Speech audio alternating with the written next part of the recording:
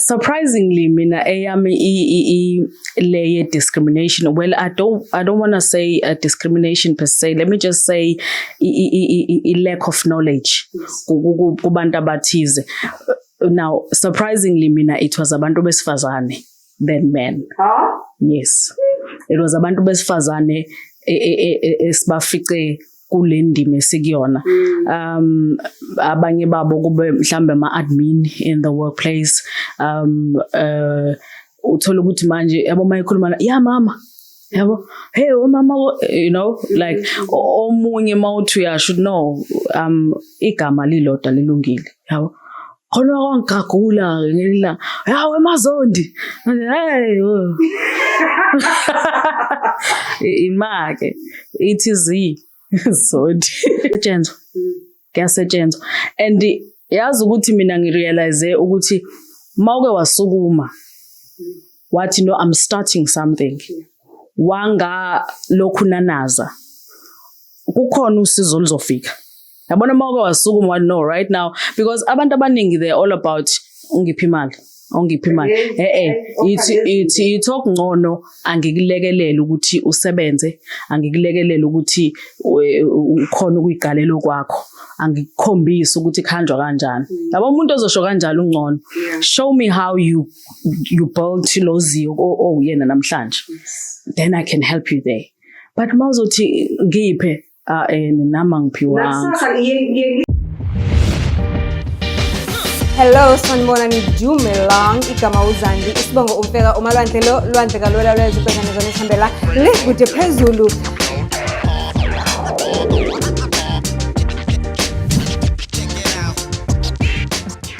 Do join. Sanibonani Dumelang, hello, bonjour igama uZandi isibongo umfeka umalwandle lo lwandle kalola lwezibhekane zona esihambela le kude phezulu. As you can see, sithe zaba ngezaza today. If future is bright and if bright for my guests too. Kodwa lalela ke uyalazi udaba 4 pillars: you like, you comment, you subscribe, you share this video far and wide because kufanele nje iriche abantu abaningi. Don't forget we are still voting ngapha kamakhelwane Instagram Purposeful Influencer Awards. You just go and find the post that says Best Podcast 2025. Uma comment section ubusufika utype nje ukuthi ngizande impela noma ubhale lonke ke ngoba wena vele ngiyakwazi ukuthi uyi-live graduate umhlaba. Don't forget ukuthi this is the only podcast that inspires, that educates and keeps you entertained, and today we are all about entertainment. As you know ukuthi sibheke ku-December angazi ukuthi wena ungawayithenga channel membership ukuthi yini ngoba I'm already putting a fresh content exclusive for abantu abama-channel members and already sengibamemile kwi-event exclusive uzosala ngoba wena usaba no-R19 nje kuphela nama-super chats nama-super thanks ungasipha ungabi stingy yazisondela kuDecember sithandaneni yabona nje kube mnandi kodwa-ke angingawesi isikhathi ngoba njengenjwayelo angihambi ngedwa ngihamba ne-guest yami that is making me to be zazarish today ngibe zukuzuku ngicela ubingelele. Sanibonani nonke. Sengikhona. Finally sengikhona. Igamuzi wakaZondi. Zandi. This is me. Sengifikile. Shishi. Uwena ngotho zakho. Yimi. Sizokufunela umakoti namhlanje. Awe. Fanele igama le-episode reach u-10K ngibe mina sengilaba application 15 wabantu abafuna ukuzogana ngoba indlela idlula la kumina. Mina umamezala ne issue lapho ke ngiyathika nami ke ngibheka into eziningi kodwa ayasithemba uzofika. Sikwa ngapha ama-box. Fanele.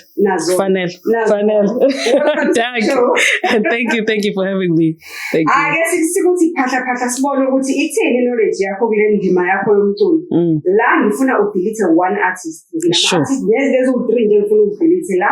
Delete uma ngathiwa nje delete artist A1 kula artist alandelayo. DJ Tira, DJ Maphorisa, you've got you've got 30 seconds, 5 questions. So you have to be fast. If you don't know the question, you just pass. Or if you don't want to answer it as well, just pass. Delete one artist, DJ Tira or Maphorisa. Young cat.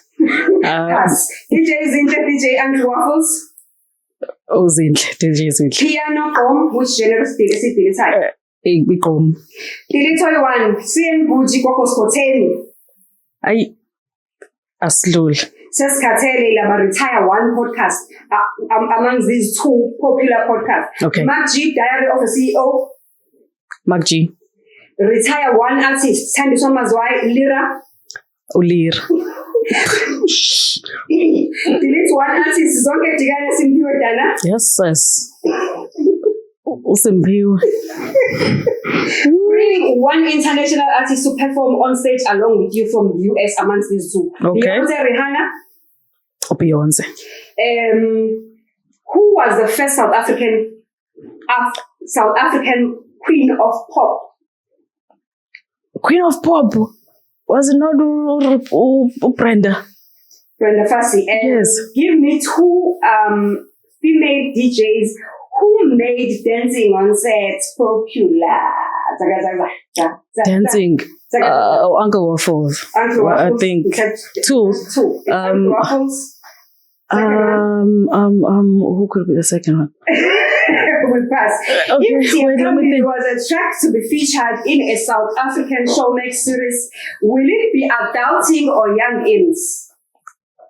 Youngins. Why young-ins? I mean, I think that it's that show is about into yamanje relate ko wonke umuntu. So I think that song itself nayo ikhuluma ngazo zonke izimo esidlula kuzona nesikuzona njengamanje. So fresh, yes. New, authentic. Yes. That's what your music is. Exactly. Tell us about your music. Siyezwa uyashisa. Uqale wasithandazisa wasikhipha wasifaka emthandazweni wathi usuka lapho wasasabela ngaze sibizwa ke. Manje siyaphambili. These fresh vibes ziqhamuka. Ziqhamuka kwimpilo yami. Ngikhuluma ngami ngezinto engidlule kuzona, ngezimo engidlule kuzona, bese nginikeza ihope nakwabanye abathi go through lezo zimo noma abasazozifacea lezo zimo ukuthi as they listen to my music bazi ukuthi no, there's going to be isimo esiwukuthi, but this is how I'll overcome that challenge if I do face one. But nje ikhuluma ngami, ikhuluma ngelife esiphula kuyona, but mostly izinto engidlule kuzona. Usiyaphambili deep in instruments, deep in message. Usithathe usibenge ngamehlo engqondo ukuthi what was going on in your life at the time that you are mentioning ukuthi zonke zikhuluma ngento ezazenzeka empilweni yakho at the time. Mangabe ubhala usiyaphambili bekwenzakalani? Igama lona njengoba lithi siyaphambili lilodwa liyakutshela ukuthi okay asihleli la siyaphambili. Okay, bese ithi ngoma sike sakhala sacela usizo bangavuma, sangqongqotha eminyango bangavula. Izinto engidlule kuzona mina, you know, there were times where nami bengidinga usizo ngiphuma esikoleni ngiqeda umatric, ngifuna ukuqhubeka ukuthi ekhaya ngiphuma kulona ikhaya elingekho esimweni esikahle ukuthi ngakhona ukufunda. Mangizama ukucela kubantu kube khona uthola ukuthi umuntu akuzwe but angenzi lutho. Omunye omaziyo ukuthi no, ngiyamazi ukuthi usibani uphiwe, so angakhona ukufaka isandla ukuthi umuntu ngiqhubeke ngifunde noma size la engasiza khona, but ngangalithola usizo. So ngendlela eziningi ngazama but kwasiza ukuthi ngikhumbule mina ukuthi ngubani, ukuthi I'm not a loser. Ngiyazazi ukuthi into mase ngifuna ngiphusha ngamandla wami ngiyakhona ukuyithola. Ngayisukumela ngangena esikoleni ngathola uNSFAS ngafunda yaqhubeka kanjalo ilife yami, but it's all about izinto engidlule kuzona. Ngifuna usizo, ngizama ukuhlanganisa impilo njengawo wonke umuntu ofuna ukuhlanganisa empilweni, but ekugcineni kwaze kwalunga. Ingakho ngithi siyaphambili because manje akusafanele kube khona ukuzivimbayo, akusafanele kube khona okusihlehlisela emuva. Forward we go. Siyaphambili is one way. Yes. The future is Right. It really looks bright. And we are ready. We are very ready. We are very ready. See, highlighter into ebalulekile that makes me want to ask. Bengengibuze lo mbuzo kodwa now sengizobuza because kwimpendulo yakho mention ukuthi akuzange kuze kube lula even ngisho ukufunda sisazoyala ekutheni ukuthi izolo nje bo graduate. Yes. Yes. Bekunjani? Yo, growing up for me, ngingathi bekuyi sweet and sour. Kuqale kwamnandi ngumntwanyana ngane intombazane yabo, but kuthe makufika kule stage la ifamily yami sekumele ngiyazise ngami mina self, because growing up I always thought I was just that baby girl, a baby girl, a lady growing up until a stage is teaser in my life when I realized akuphelele ke la. Akuphelele la. I'm not really attracted to abantu besilisa, if I may put it that way.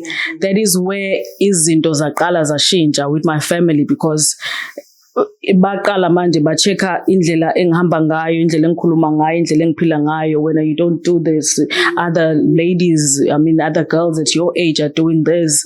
When yabo awuhambi nosibanibani, why is it, yes, iyaqala into yashintsha, nabo banama-box abo manje bathi ukuthi ayi wathi umntwana akakwenza ukuthi, while others are playing netball, she's not there. She's playing soccer. Emculweni, I love ukucula, benguthanda nangazileso sikhathi umculo, but benginenkinga yokuthi kuchoir bekucula abantu besifazane kakhulu, yabo. Echoireni bengathi bangaba khona nabantu besilisa, because I knew ukuthi these are my bros, these are my friends, siphila nabo and all that. So yes, but ishintshe lapho impilo yami ekutheni mangiqala nami ngiziqonda ukuthi ngubani, and then having to tell my family ukuthi ngubani. Esashintsha isimo kwasawa ke manje, because I remember when ifamily ngibiza ihlala nami phansi, no, tell us what is going on exactly, what is it that is going on with you. Yabona ngathi angazi ma, but all I know is that leli side endifuna ngihambe ngalo mina angizizwa ngihamba ngalo, because base beqala bebuza ukuthi abafana like wabaleka kangaka kanentombazane nje, yabo. Yeah, siyakholwa la ekhaya, yabo, uyabona ukuthi kuyahlanganiswa manje ukuthi hayibo phela ufuna kufike leso stage manje sokuthi sikikize phela, yabona uyakhula manje 21 isikwenzela sakhulisa, so khula nawe sibone nangezenzo with everything. But I told them ukuthi yes, ngiyakhula, but I kanjalo, I'm attracted to abantu besifazane, not abantu besilisa. Lo muzwa lo ukufikela nini mangabe ureach your teams, or mangabe uphakathi nama teams, or mangabe sebekuquestiona bona, sebeconfronta ngayo yonke lento? No, I think I've always been leyo ngane. It's just that I didn't understand ukuthi kwenzekalani, yabo.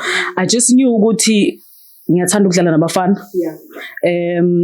Even the way bengiwalka ngakhona, if my mom was here ubezokutshela, my mom would hit me sometimes, awusukubona ukuqangalazela nje wena ugijuka ngathi umfana intaba ntombazane unyawo, yabona, yes. And even the way bengihlala ngakhona, mangihlala ngiqisa amadolo lapha, yabo. So my mom would shout at me every now and then, this is not how intombazane ihlala ngakhona, this is not how intombazane ikhuluma ngakhona, yabo. So it's just that I didn't know ukuthi leyo nto bengiyiyo was a lesbian woman, yabo.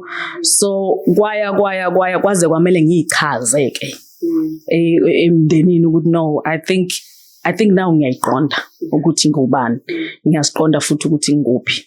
I'm not into men, yabo. Kuye kwaphoqa ukuthi thiwani bathi out of the closet. Yes. Yes.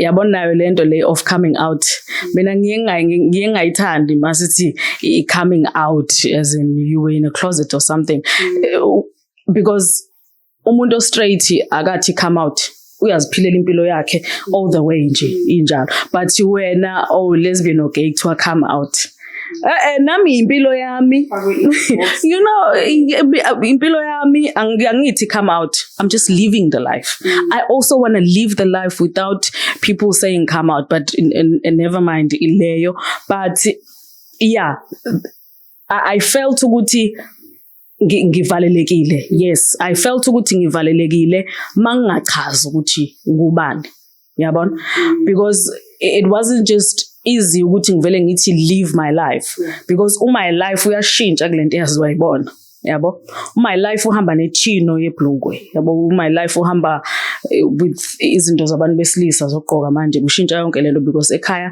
they were trying ukuyakha lo muntu osifazane so kuthengwa ingubo laze pink ingubo my was straight kunje haya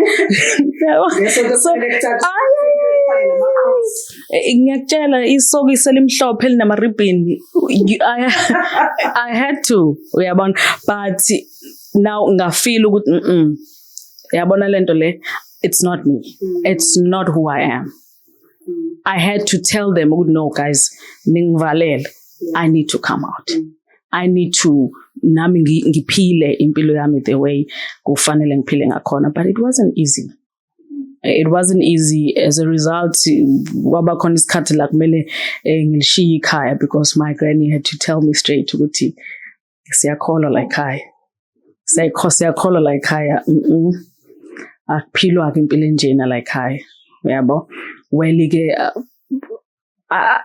I don't know a part of me I don't blame them that much because I believe bekusemakhaya laphayana yabo kusemakhaya and umzali akayazi lento uyabo but I still think ihlambi khona enye indlela besingahandlisha ngayo but still I don't blame them bebengenayo ulwazi yabo because nami self endaweni ngangibuka ukuthi ubani onjengami la because angimboni umuntu onjengami la endaweni like yabo but ke it's okay it's all in the past and how are things now bese beyiqonda manje into iphilayo nendlela odaleke ngayo bayayiqonda kakhulu like indlela isimo esingakhona manje nami ngijabule kakhulu because sebabuya nami ngabalekelela ukuthi ba understand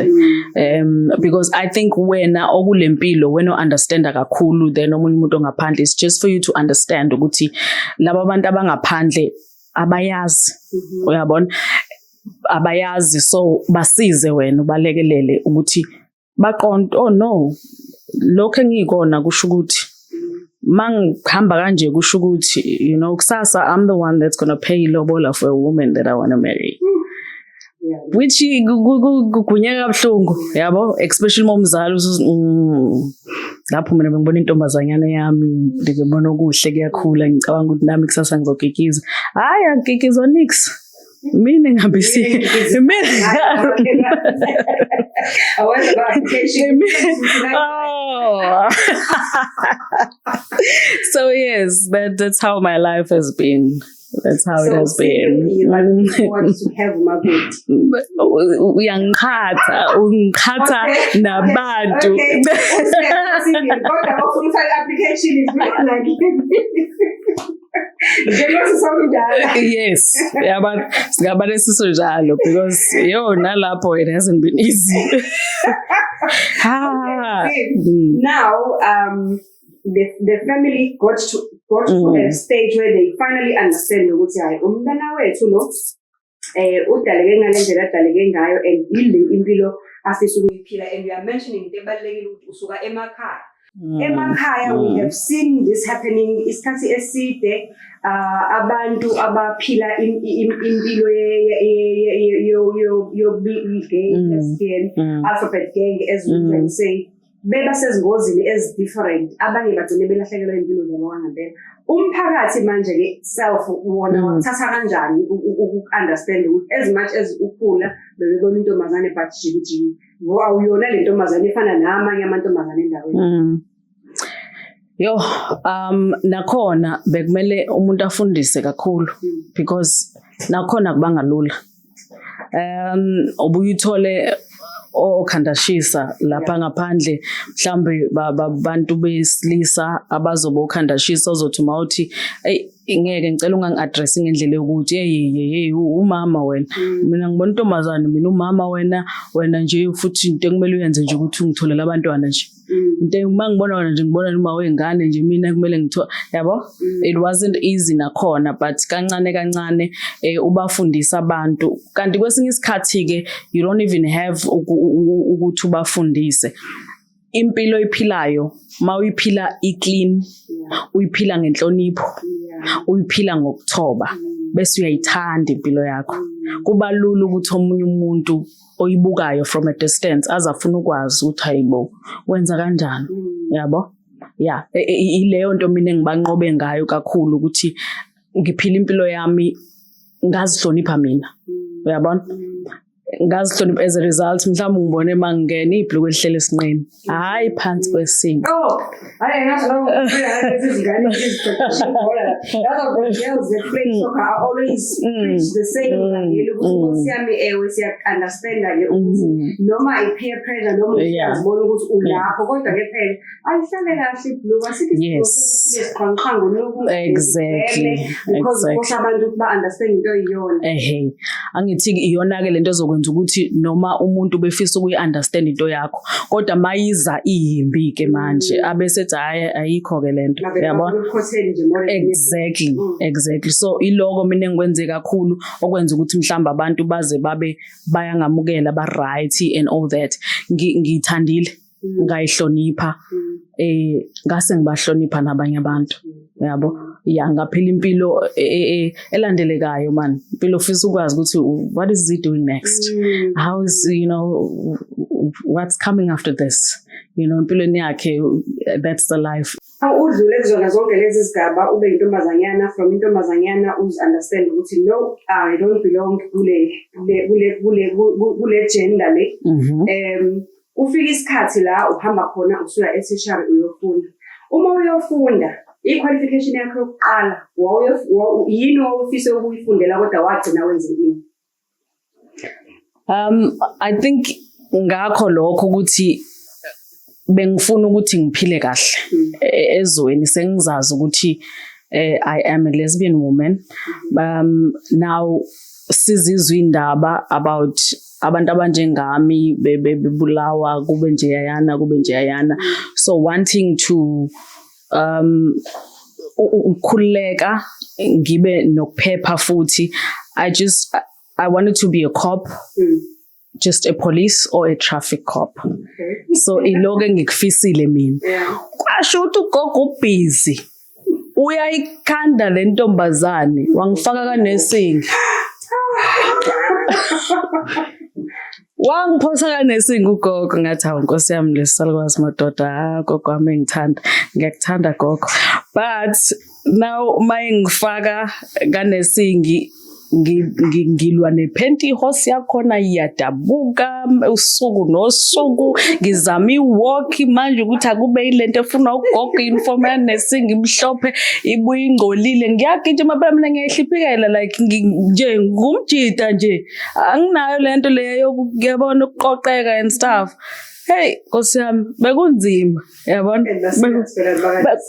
ku-serious lapha yana ngingena ngijuluke ngimanzi mina ngiyagijima ngithi ngiyafika useyangithethisa instructor why are you like this wena why can't you just behave like any other like ngiyahluleka ukuba ilento abayifunayo but I'm trying yabo so ugogo ke angifake kanesingi ke ngenhlanhla amphelela amandla endleleni ekufundiseni. Yabona imphelela amandla endleleni kwangathi ngithi hawu kwangcono. But at the same time,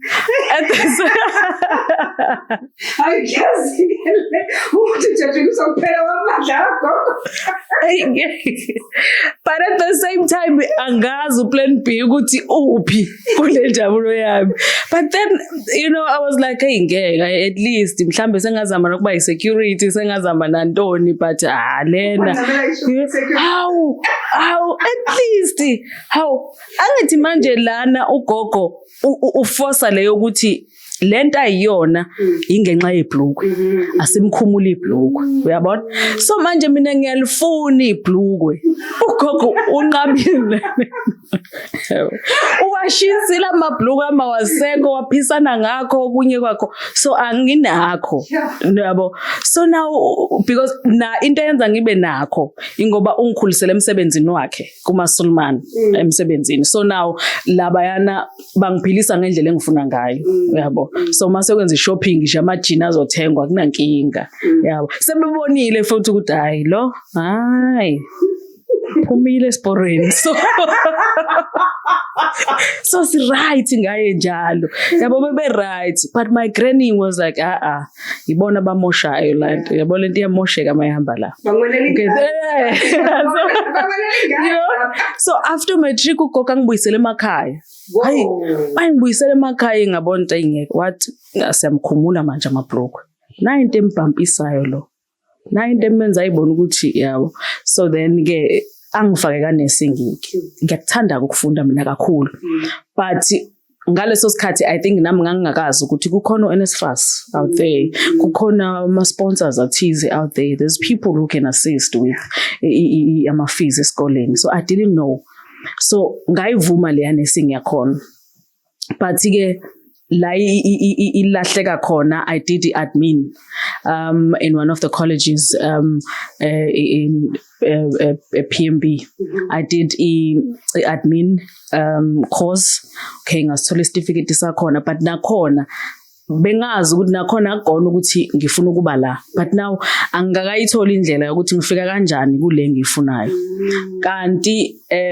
after lokuhlehla kwami ekhaya ngase ngimnambithi I went to Ladysmith and then when I got there okay fine here is a college ngifika nakhona ngiphethe oh my god things was makade lapha ngifika ngiphethe ama copy yes ngiphethe ama copy because now angisakhona nokuthola isikhathi sokuthatha yonke into ngendlela engifuna ngayo so now yonke enye into isikhathi ke manje ekhaya sebe disowner now kuthiwa no we can't have you here not in one roof okay it's fine then I moved mangimuva ngiqale ngihlale kubazalwane enkonzweni okay bangihlalisa abazalwana bathi siyakholwa ngithi so sinabazalwane all over you know so siyazana so okay fine ngihlale la ngihlala khona and then I moved to Ladysmith ngene college one TVET college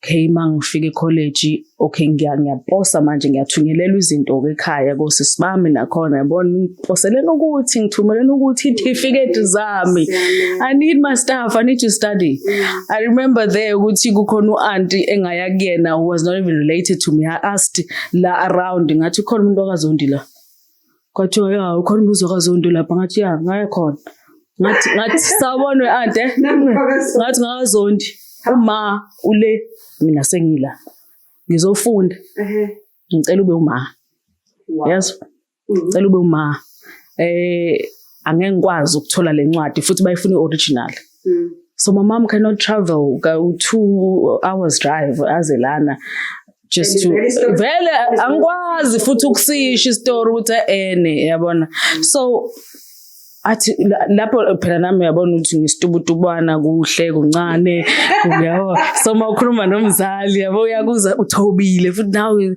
ngicela ukuthi uzothi uzosho ukuthi uma ngingane yakho yes uyabona yes so ke manje ngidinga ukufunda but now can you bhale leyo ncwadi leyo. Okay, angibhalele incwadi okay no mntanami washaka ngicima kanjani nabhale ngeke ngikhuluma into eziningi because yabo. Then ngangena e-college ngafunda. While ngise college ngenza i-HR. While ngise college i-college next to i-police station. So senza ama-copy ngala siya-certify ngala senza yonke into. And then one of the days nje ngizo-certify into zami laphaya. Bese vele kuqhamuka omunye ubhuti engimaziyo from back home. How mangithi how hayi bangibize ngegama likama. How yona mntana kaSibanibani. I'm like how? Sawubona. Yebo. Hey, aphumile ama-post la apply. Ma-postani. Maphoyisa. Yeah, but nengifunayo. Wow. That's what I want. Yabo. Nga-apply ngagcwalisa wangilekelela wangisiza sagcwalisa ama-forms. Ngafaka ama-forms akhona. Ngiyafunda ngala. Ngibizwe ngala. Wozokwenza ilokhu nje your fitness test. Wozokwenza psychometric test. Wozokwenza this and that. So ngila manje ngiseklasini.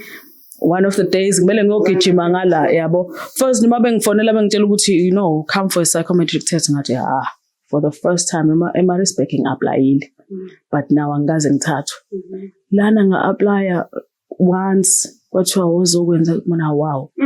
Ngahamba ngahamba ngafika lapho uyacabanga ukuthi ngaleso sikhathi ngistressekile ukuthi ngikulesimo engikusona.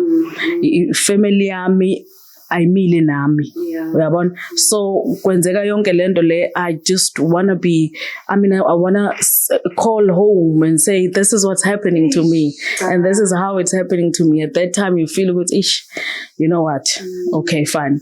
Ngafunda okay ngithi cutting a long story short ngibizwe emaphoyiseni ngicine ngithathiwe. Yabo.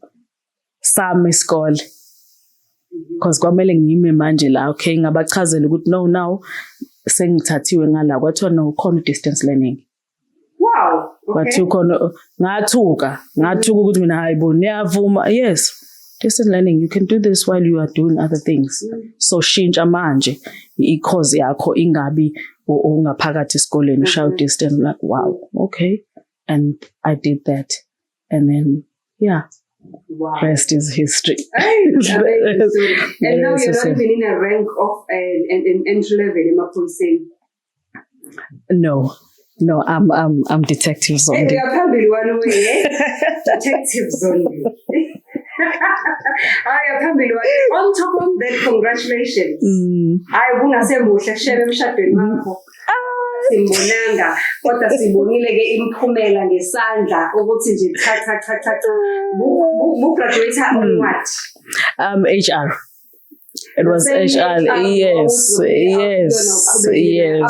Yes. Wow. Yes. And what I'm talking about inspiration. I'm talking about people like this. So you cannot be a life graduate who will be inspired right now because I am so how I get attracted to such people. How I just fall in love with such people.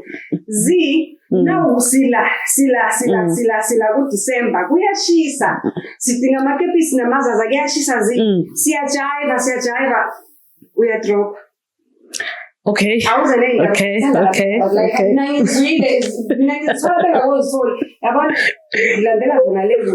Sure. No, we're working on an album, manje. We're working on an album.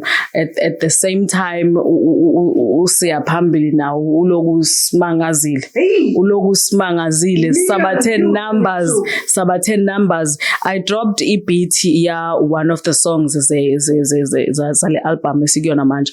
I dropped beat I think a few days back. If you can check the numbers nayo uyabona nje ukuthi nje umlilo we Big Nas. Yeah, no sibuya ngealbum. Sibuya ngealbum soon. Izobe seen. Sishanga. Into yokujayiva ngoDisemba manje. No, nizoyithola. Nizoyithola. Hayi, iyeza ufuna abantu bangishaye manje ayisaphumanga ngalesikhathi iphi iyeza yes it is isendleleni we're working on it probably sometime next month it will be released so yeah ngaphela uyazi ukuthi mengabe zifestive kanje umndeni nomndeni uno DJ wawo yes kufanele baqale azi ukuthi kwi playlist yakhe family party yale ya dry udlala ini so kufanele sibe kahle ngoline kanjalo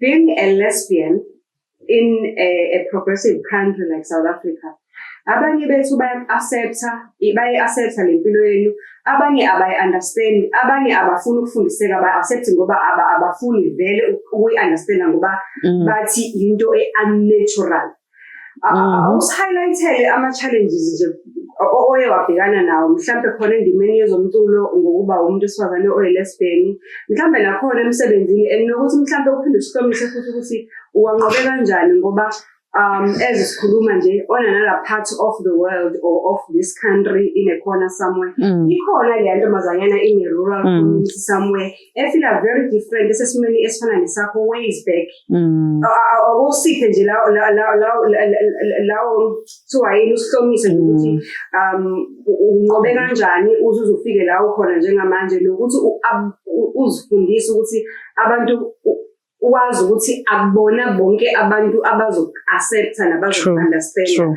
What are the challenges and how did you overcome them? And simhlomisa kanjani umntwana njengamanje who is going through what you went through? Yeah, ngiqale ngayo leyo qeda ukisho ukuthi sisemhlabeni la and akusiwo wonke umuntu ozokwamukela. Uyabona? Omunye uzoyamukela naye omunye kuyinhlanhla ukuthi mhlambe ekhaya unayo umntwana onjalo.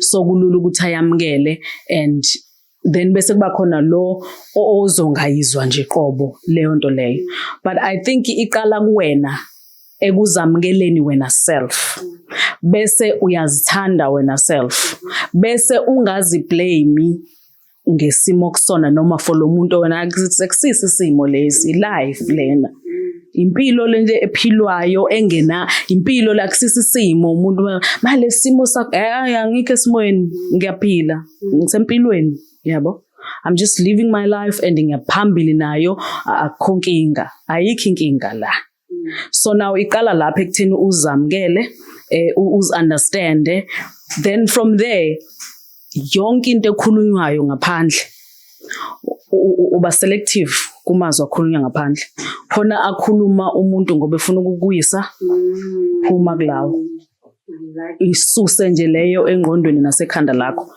when you are wonderfully made by umdala wensuku phuma emntwini phuma ekutheni you know and also I think inasekhaya ke isupport enkulu mawuyithola ekhaya yabo because angazi kodwa nje ngiyacela kubazali out there ukuthi if uyambona umntwana wakho ukuthi is gay umntwana wakho is lesbian akasupportwe uqala iembrace wena qala as umzali yabona ngoba mangabe wena uhluleke ukuyamkela la ekhaya ayike ngaphandle kuzobonakala kakhulu yabona mawumnyathele wena la ebaleni kusho ukuthi ngaphandle bazombulala yabo so ngiyacela kakhulu because nami ngiyayazi indlela engiexperience ngayo lesimo ngiyazi indlela engifile ngayo ukuthi bengayithandi bengafuni futhi nomunye umuntu aze afeel the same way that I did yabo so umzali out there amukela ingane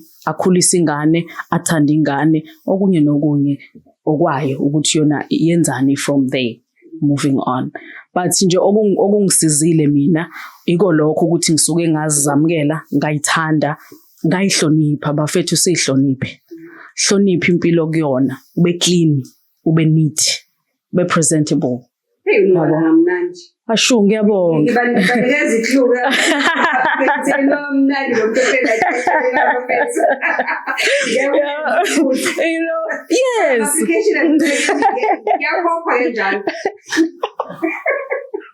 Okay, so yes, ibe lapho yes unuke kamnandi man uthandeke from a distance umuntu athanda ukuza kuwena azothi hayibo wenze ngani wenza ngani yabo yeah uphile sakuba upresident ubula kule level ekuyona uphile sakuba uhulumeni but yeah yes that's how mina I made it in life ka music yes there are challenges here and there especially kule yoku addressa a lesbian woman you know kwabanye you just my girl yabo hey mama you know what mina angifuni okuningi igama angifuni okuningi angifuni uye kude ulanda into igama bonje mawuthezi kwanele wathi zizi mawuthanda kwanele but that is what I prefer yabo so ilokho nanokuthi ke enye into futhi eyenza ukuthi umuntu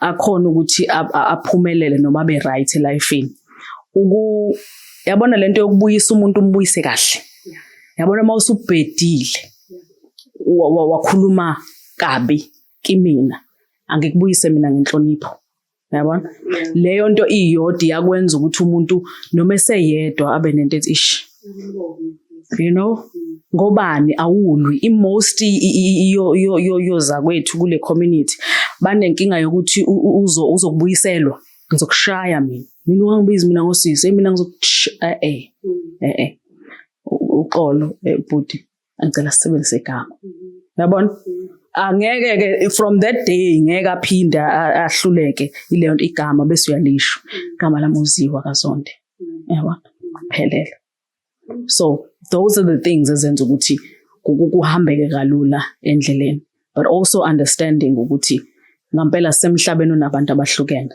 akusiwo wonke ozoba right ngawe you know avele akuphilelwa wena now you living your own life you running your own race you are in your own journey so wena focus on yourself focus on empowering yourself that's another thing is Phumeleli Sai focus on empowering yourself uplift yourself elevate yourself that's where it all indaba uthi manje nawe ujike nawe yabo ujike ubo udake umadakeni manje yabo khula in a work environment usebenza endaweni edominate abantu besilisa abazi inhlobonhlobo ayibalabala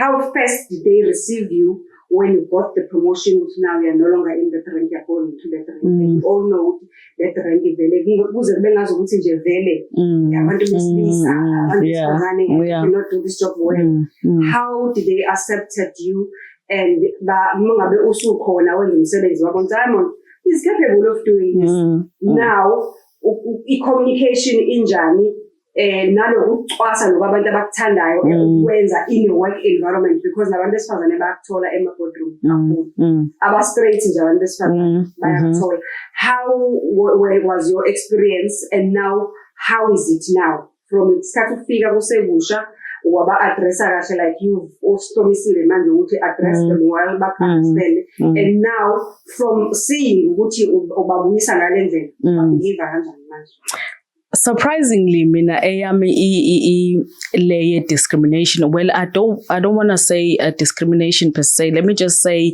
a lack of knowledge kubantu abathize now surprisingly mina it was abantu besifazane than men yes it was abantu besifazane esibafice kule ndime esikuyona abanye babo kube mhlambe ama-admin in the workplace uthola ukuthi manje yabo mayikhuluma ya mama yabo hey mama you know like omunye mawuthi you should know igama lilodwa lilungile yabo khona kwangagula ngelila yawe mazondi hey imake ithizi Zondi amazondi awukahle ngithi mina ngiyabona ukuthi at first I thought it was a joke but kwaye ngabondolo unento athi ngifuna ukumkhipha into ethize ngifuna ukubonisa into ethize you know yeah but nje ngimile lapha ekutheni uma umuntu uzombuyisa kahle futhi nakhona no yazini njoba isibongo sami siqala ngo ZONDI asiqali ngo-MA. Uyabona asinawo mawukafaka kona kwama kusesona wasami leso sibongo esami sizondi nje siphelele sinjalo, keep it that way. But yeah, ukukhuluma babonisa abantu babeke esithombeni ngenhlonipho njengamanje ku smooth. Ngingasho kanjalo ukuthi yes vele manifika abantu basuke bengazi ukuthi ubani ofikayo ubizwa kanjani uaddresswa kanjani, but right now yonke into right. Ngi-enjoy nje umsebenzi. Is the best way to go. Just make them understand. Very true. That's the way. That's the way. Your music, who produces it? Go by. Credits. Okay, asqale kule EP ya last year let's kukhethwe wena. Yes. That was uSfiso Man from Limpopo. You won't believe ukuthi I traveled all the way to Limpopo just for ngiyadansa la ka TikTok angithi ngiyadansa ngijayivela abantu. At first I thought you were a DJ because of DJ bamanje phela yes no ngiyadansa mina la for entertainment angithi iyo lento ukuthi angithandi ukubona umuntu ophatheke kabi, angithandi ukubona umuntu ekhala, angithandi ukubona umuntu morose, no abantu ababe right. So bengingayithandi lento ukuthi lapha ka TikTok mangibuka njalo bayakhala ubuso obukhalayo umuntu ngathi yabona ke let me come with something different from there about the content yabo. Let me just dance man. Abantu babe right, sibe happy, ngismile kube mnandi. Well siyangihlula ismile ngoba kube serious. Kodwa ngathi no, let me just, give them that. Okay? Ngiyadansa, mangithi ngiyadansa, I'm dancing for this for ingoma zika Sfiso Man. Ngithi ngiyabuka la mangidansa ukuthi oh mangenza ingoma zalo bhuti lo ayanyuka ama likes. Mangenza ingoma zalo bhuti lo ma comments now ayangibuya bemaningi. Hayibo, people are loving his music, So ngahamba ngavele ngakhuluma naye ku DM ngathi lalela angidansi kuphela mina. Ngiyacula. So angagcina ukudansela ama-beat wakho. Let's just do something mina nawe, you'd be shocked ukuthi yini engaphuma lapho masingahlangana mina nawe. And wathi hayibo uqinisile ngathi yes.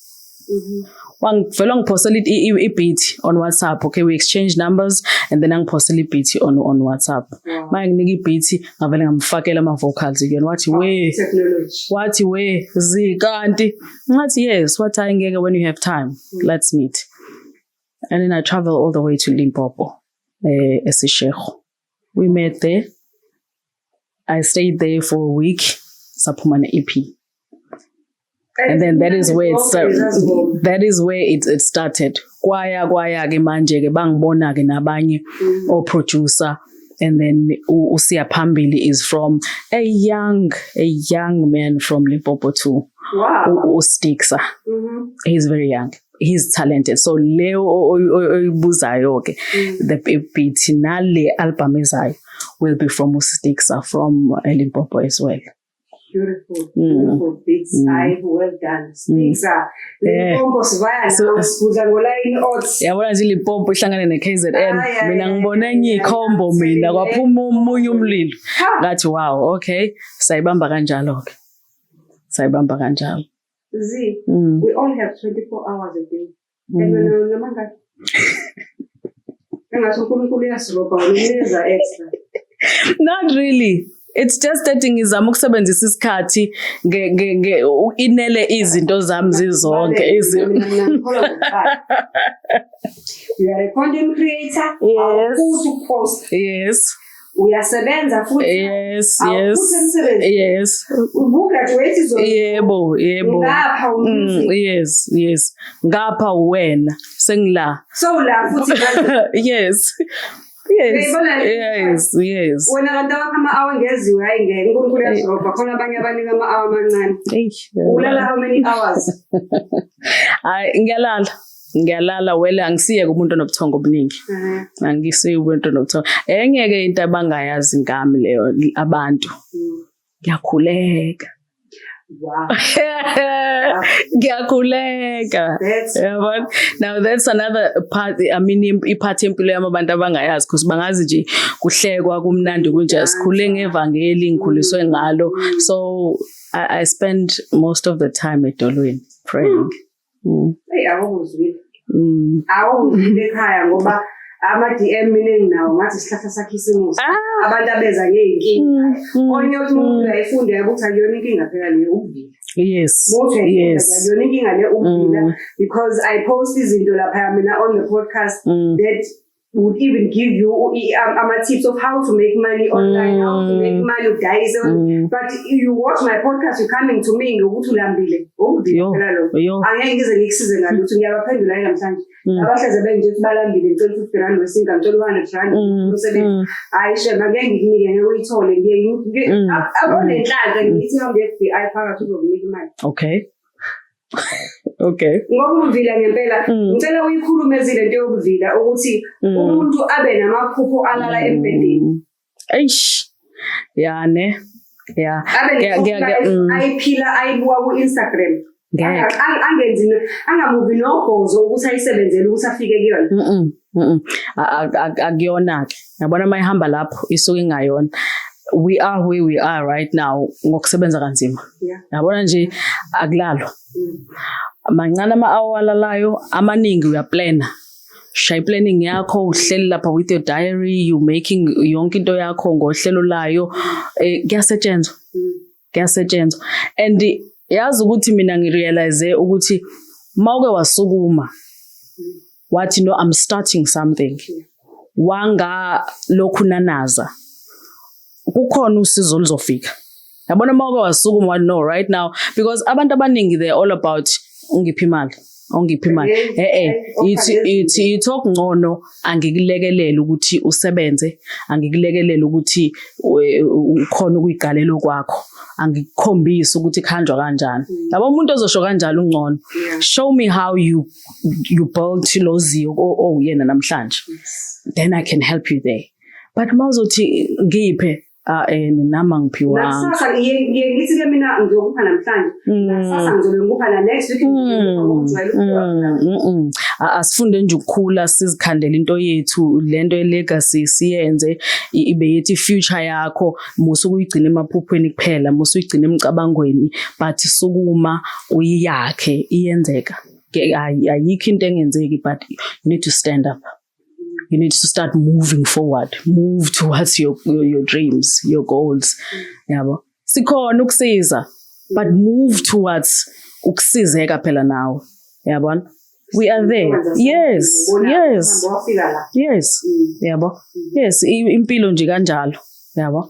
So nathi qobo mina mangakutshela nje ama-obstacles angiwafacile endleleni to be where I am today ungabuza na uthi mina khona la ngabuyi ngeke khona ngishiye phansi lento yokuthi giving up ayiphume emqondweni nomuntu. You shall not nangaliphi ilanga uthi I'm giving up. Giving up is not no never give up. Yiwa uvuke uyithintithe uqhubeke uye phambili. That's life. Giving up is not an option. Uyawa uphinde uvuke uthole phambili. True. Sesiyivala nje the trending stories recently I saw on some other news ukuthi gender commission is forcing ukuthi angazi noma ngiphamile address ngokuthi noma ngubaba yini noma ngumholi I'm not sure kodwa ke ubaba ungizwe ukusala Mr. Mthulu. He made statements asusumsile ey'nkundleni zokuxhumana. What are your views on people in 2025 abasakhuluma njengaye nokuthi sibawisa kanjani ngoba kwenye inkathi mhlawumbe ukungafundiseki kwenye inkathi mhlawumbe ukuba nje ukwenze ngathi ukuthi awuboni ukubona ngoningi okungenza ukuthi umuntu akhulume ngale yandlela? Well, I think the first thing is igona lokho ungafundiseki yabona because I still believe ukuthi leya into mina ibingenziwa ngokuthula ibisangenziwa kodwa yenziwa ngendlela enokukhula uyabona makuukuthi ufuna ukufundisa abantu ukuthi no imvunulo eso ayigqokwa ilolu hlobo lomuntu yabo nakhona hayi okay hayi lesbian ayigqokwa ilolu hlobo lomuntu in terms of owesifazane noma owesilisa sifuna iye lapho yabona no imvunulo so mina le mvunulo so ayigqokwa abantu besilisa abangekho ebukhosini mhlambe if that's where istory besiya khona lena igqokwa iwo wonke umuntu le but le enifake namhlanje mhlambe abantu basebukhosini I don't know but ngiyakholela ukutheni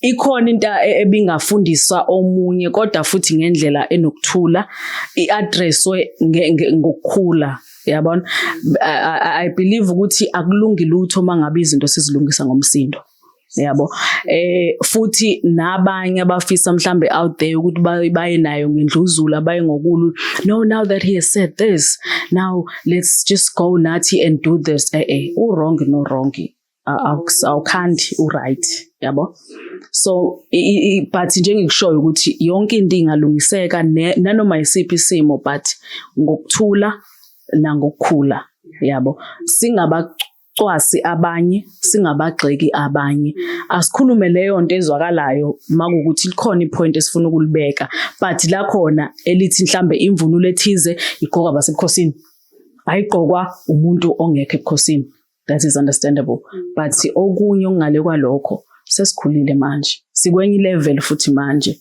I think in a level of understanding manje isifune ngabe ime ngolunye uhlobo hayi lolu lakudala uyabona yeah so yeah that's all I say ngaleyo ndaba ngifuna ukukhuluma kakhulu ngayo uyabona two wrongs will never make a right because one of my responses from alphabet gangs abanye responda go action abanye bathutha imithwalo bahamba kuningi kodwa ke at the end of the day I stand with you on that one ukuthi mhlambe ipoint elibalekile bekumele liselwe bengingadluliselwa ngendlela efundisayo nangendlela nje ukuthi abantu babuye ba-understand izinto zesintu ngendlela efanele kube ngakhona. Yes. Sesivala ngicela ungi-advisele upcoming artists uphinde ungikhulumele nale ntombazanyana esemakhaya stuck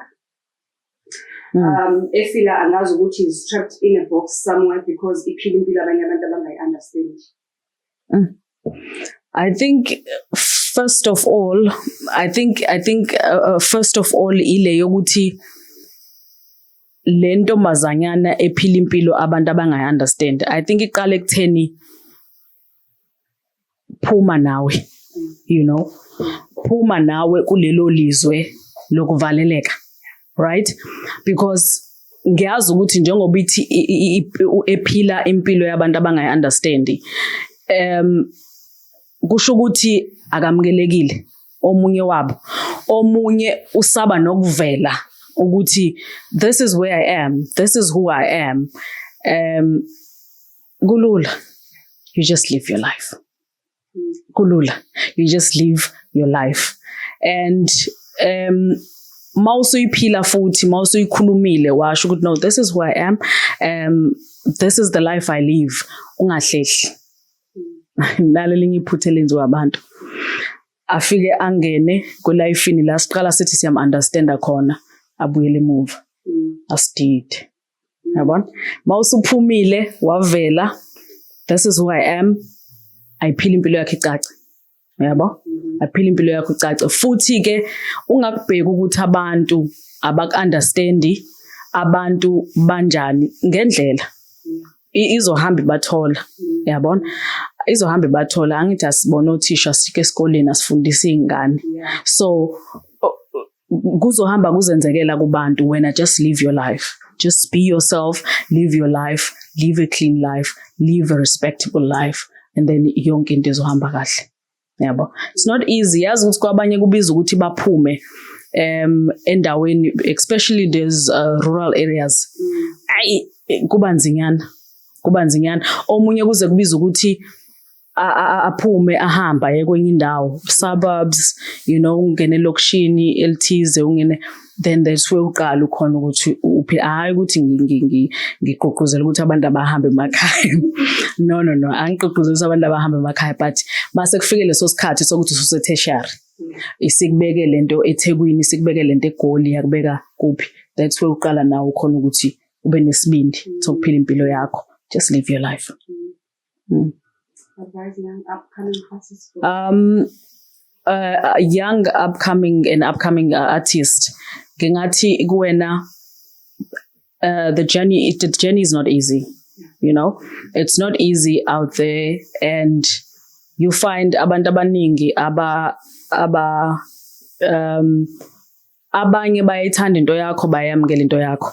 Abanye abavumelani nayo, bazogxeka, bazokhuluma yonke lenye into. But nayo iqala ngawe yokuthi uzithembe.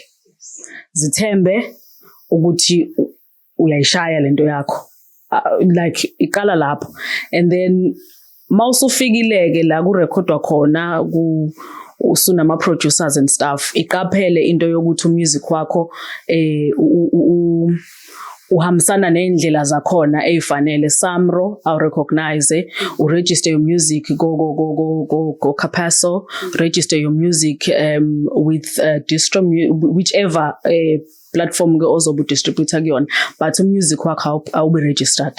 Wena self ukuqaphela ukuthi wena self as an artist uyaregistereka ngendlela ekufanele wenze ngayo, you are recognized as an artist eMzansi and everywhere you are.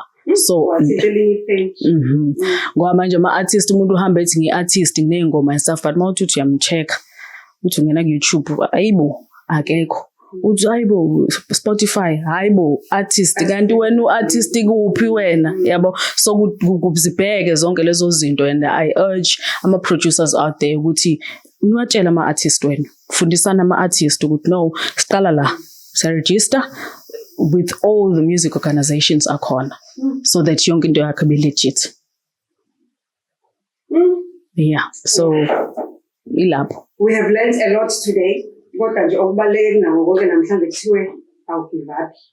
Uyaphambili one way njengengoma ungakhohlanga. So you are still proving what siyaphambili is just hit 1 million and it's going phambili ne? Yes.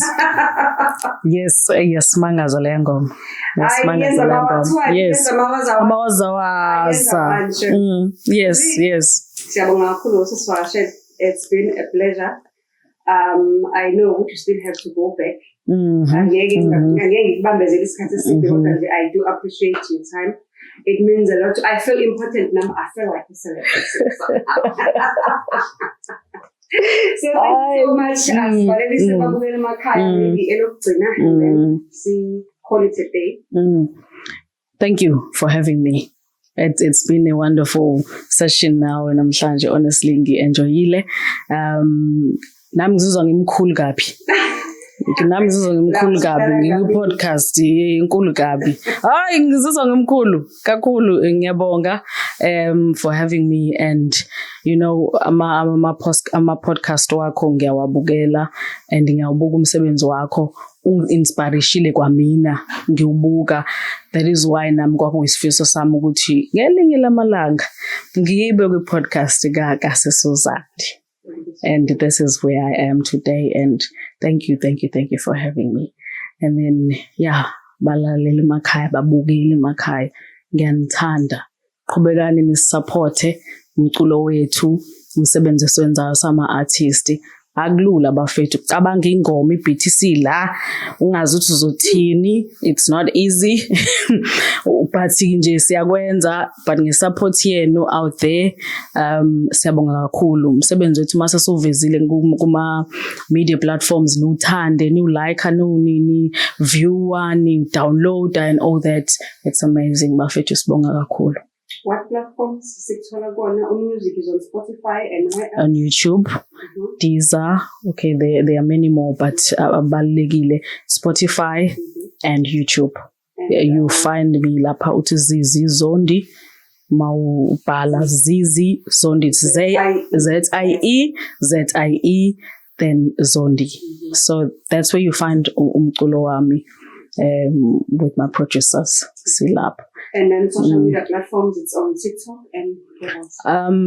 On TikTok, it's Zinhle Z Zondi. On Facebook, it's Z Zondi. Instagram, it's Z_Z Zondi. That's where you find me. Follow Uzi. If you haven't followed, yeah.